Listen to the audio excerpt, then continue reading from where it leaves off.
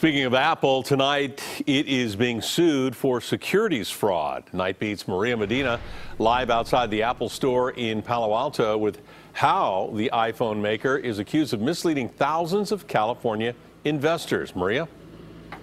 Well, when Apple announced earlier this year it was going to lose $9 billion, investors began scratching their heads because months earlier Apple told them they were fine. Well, now they want the company to pay up.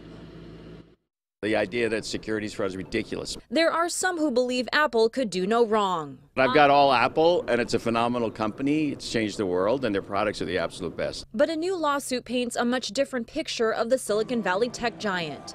That Apple allegedly knew its iPhone sales were in trouble late last year, yet didn't tell investors a thing. This is new territory for Apple. Apple has been this company that just could do no wrong.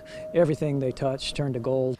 Russ Hancock is the president and CEO of joint venture Silicon Valley.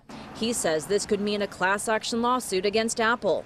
The lawsuit filed by the City of Roseville Employees Retirement Fund estimates hundreds of thousands of investors who bought Apple common stock between November 2nd of last year to January 2nd of this year lost money. In other words, these are fraudulent claims. And on the basis of those claims, they made investments, and so they feel entitled to some compensation. The lawsuit claims Apple's CEO Tim Cook and its employees didn't tell investors the U.S. trade war with China was impacting iPhone sales in that country, and that customers were replacing batteries instead of spending money on new iPhones, after Apple admitted to secretly throttling performance last year. But Russ says the effect of the new lawsuit may also spread to consumers. Your basic Apple consumer is going to wonder, is this a company that I can trust? Is this a company that I should invest in with my consumer dollars? Apple certainly had a bumpy year. However, some still say none of it matters to them. I wouldn't buy anything else. The Apple products are insanely great, and it's a great company. You don't work for Apple, do you? No.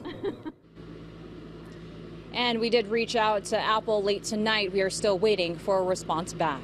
Live in the Night Beat, I'm Maria Medina. Maria, thank you for that.